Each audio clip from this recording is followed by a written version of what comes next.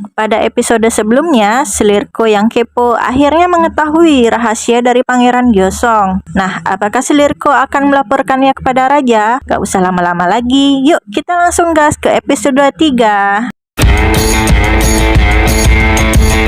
Slirko yang masih syok langsung berlari keluar.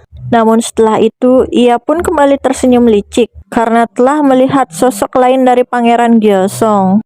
Karena Pangeran Gyosong tidak ada di kamarnya, Ratu pun mulai panik dan menduga kalau Pangeran Gyosong sedang melakukan aktivitas jadi-jadiannya. Ratu pun berpikir bagaimana caranya agar Pangeran Gyosong tidak melakukan aktivitas Power Ranger-nya lagi.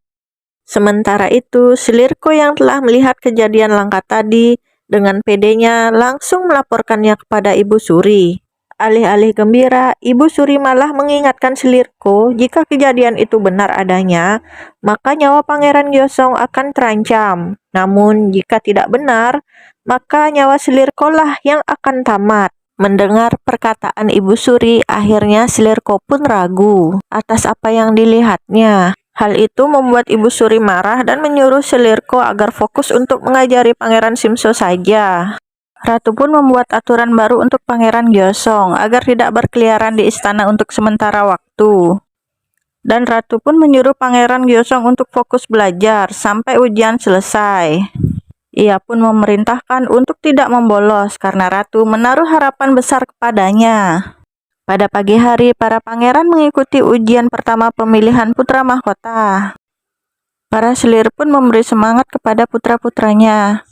Namun Ratu berjalan tergesa-gesa dengan panik membuat Ibu Suri curiga dan memberi kode ke arah dayangnya untuk mencari tahu apa yang terjadi. Ibu Suri pun melanjutkan bincang-bincangnya dengan Selir Huang, mengatakan bahwa Selir Huang mirip dengannya pada saat muda dulu. Dan hal itu membuat Selir Huang semakin gede rasa. Ratu yang telah tiba di tempat putra mahkota sangat terkejut melihat putranya tak sadarkan diri lagi. Kasimnya pun memberi Ratu buku catatan medis yang isinya ditulis sendiri oleh putra mahkota. Semakin sering ia pingsan menandakan semakin parah penyakitnya. Masalahnya apabila putra mahkota tidak menghadiri kelas pagi, maka akan ada rumor negatif tentang kabar keadaan putra mahkota yang sakit dan kian memburuk. Ditambah apabila ia tak hadir juga pada kelas siang. Namun berdasarkan pertimbangan Ratu, karena putra mahkota tidak bisa mengikuti jadwal yang sangat padat, jadi Ratu memutuskan untuk merubah jadwal putra mahkota agar bisa fokus untuk berobat. Ujian tahap pertama pun dimulai, di mana yang lolos pada tahap kedua diambil dari nilai tertinggi. Dan soal pertama adalah aritmatika, di mana soal itu tentang membuat sebuah waduk dengan panjang, lebar, tinggi, dan volume yang sudah ditentukan. Nah, berapa orangkah yang dibutuhkan untuk mengerjakan waduk tersebut? Selain menuliskan jawabannya, mereka juga harus menuliskan caranya. Membuat mereka pusing 7 keliling, belum lagi ditambah dengan soal literasi, yang mana mereka harus menjelaskan tentang sikap hidup orang bijak yang tahu akan tujuan hidupnya. Namun tiba-tiba Raja menambah soal lain yang membuat para menteri bingung karena itu tidak ada dalam daftar rencana soal yang mereka buat. Meskipun si Wisong sudah mendapatkan bocoran dari ketua dewan alias kakeknya, namun para pangeran lain masih memiliki kesempatan untuk menang karena adanya soal tambahan dari Raja. Akhirnya putra mahkota pun sadar dan langsung ingin pergi menghadiri kelas siang. Namun Ratu melarangnya karena ia ingin putra mahkota fokus untuk pengobatannya. Di samping itu, para menteri pasti sibuk mengawasi ujian.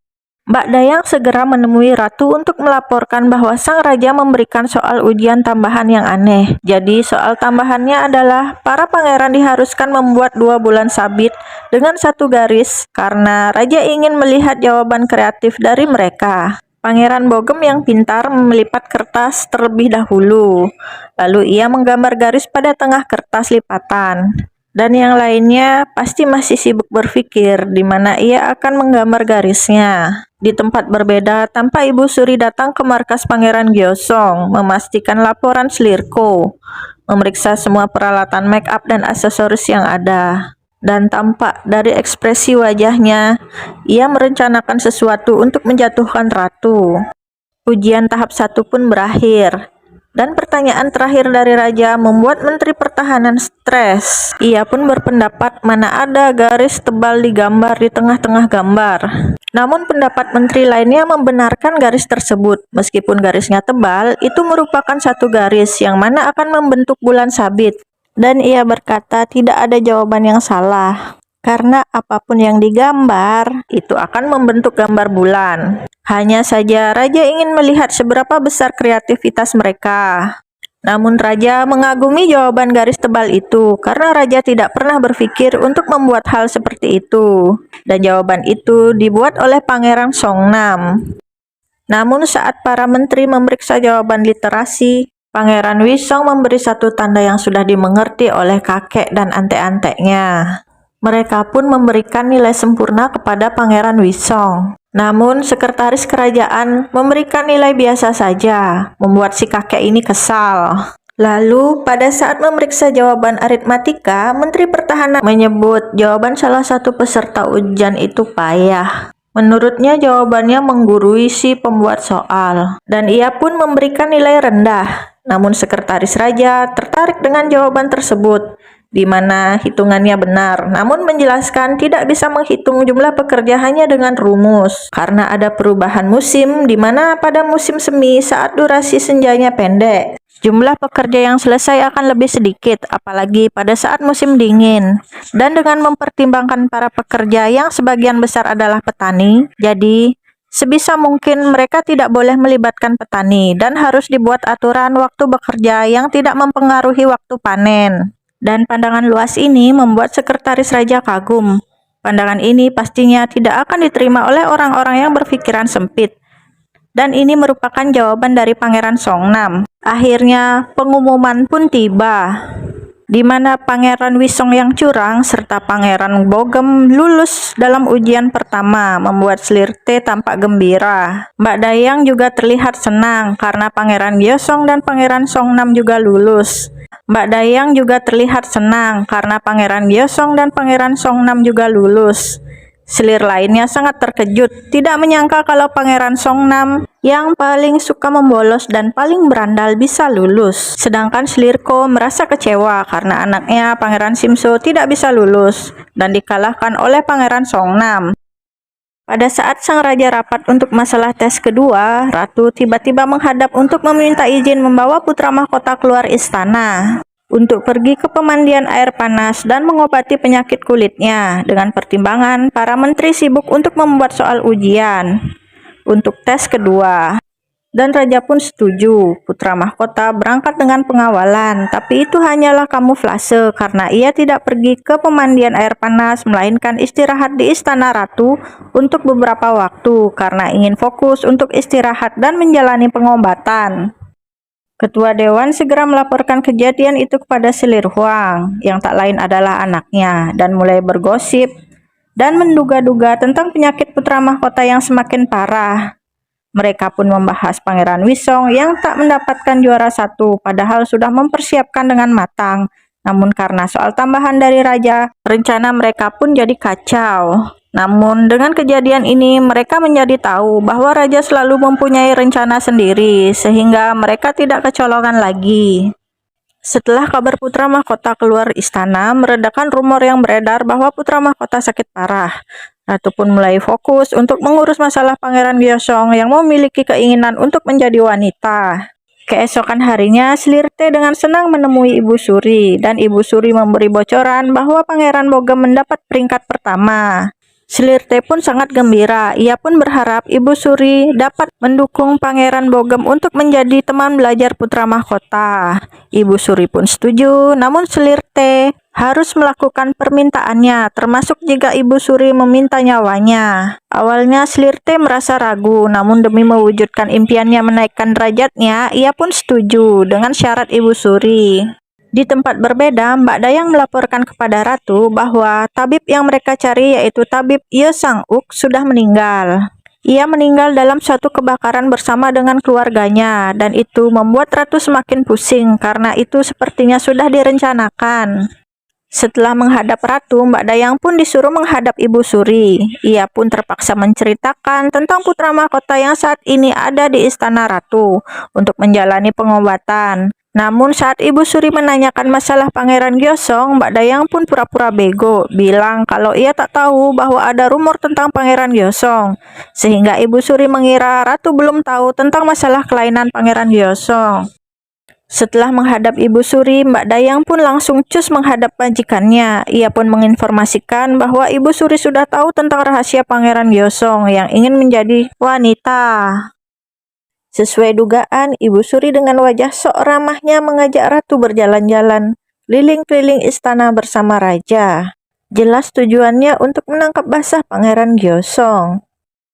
Ratu pun terpaksa ikut karena raja mengajaknya.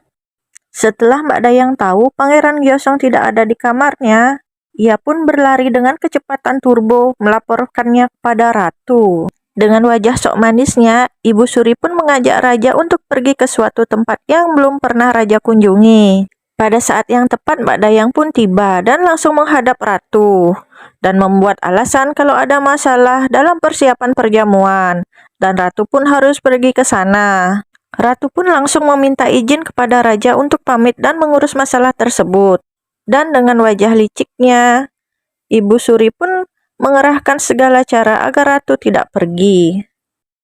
Tetapi raja mengizinkan ratu untuk pergi, membuat Ibu Suri yang rempong ini sangat kesal. Tapi tak mengapa pikirnya, karena kalau raja memergoki Gyeosong menjadi waria, pasti raja akan murka. Untunglah pada saat tiba di sana rumah itu pun terbakar dan Gyeosong tidak bisa berubah menjadi Power Ranger lagi. Jelaslah Emak Suri pun kesal, rencana yang sudah ia susun menjadi sia-sia. Ia pun yakin pasti kebakaran itu adalah ulah dari ratu. Ia pun langsung menemuinya dan mengatakan kepada ratu kalau ia pasti akan membongkar rahasia tersebut. Lagi-lagi ratu pun cuek karena semua bukti sudah menjadi debu. Kesal dengan tingkah pola ratu, Ibu Suri pun mengalihkan pembicaraan tentang kondisi putra mahkota yang sakit-sakitan. Dan ia pun mengancam ratu untuk mengganti posisi putra mahkota dengan pangeran yang lebih layak. Dan itu adalah keahlian Ibu Suri untuk menempatkan anak selir di posisi putra mahkota. Namun ratu pun tak takut untuk menghadapi Ibu Suri. Pada malam hari, Pangeran Gyeosong yang melihat semua properti langkanya terbakar hanya bisa bengong, berusaha mencari tahu penyebab kebakaran itu.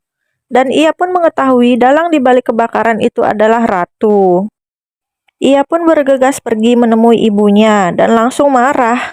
Mengapa ibunya begitu kejam meluluh lantahkan semua impiannya? Dan akhirnya ratu pun mengajak Pangeran Gyeosong ke gerbang timur. Diam-diam keluar dari istana ke sebuah tempat di mana Pangeran Gyeosong bisa berubah menjadi Ranger Pink alias wanita. Dan melukisnya. Ini menunjukkan tentang sikap ratu yang bisa menerima Pangeran Gyeosong apa adanya. Karena ia adalah ibunya.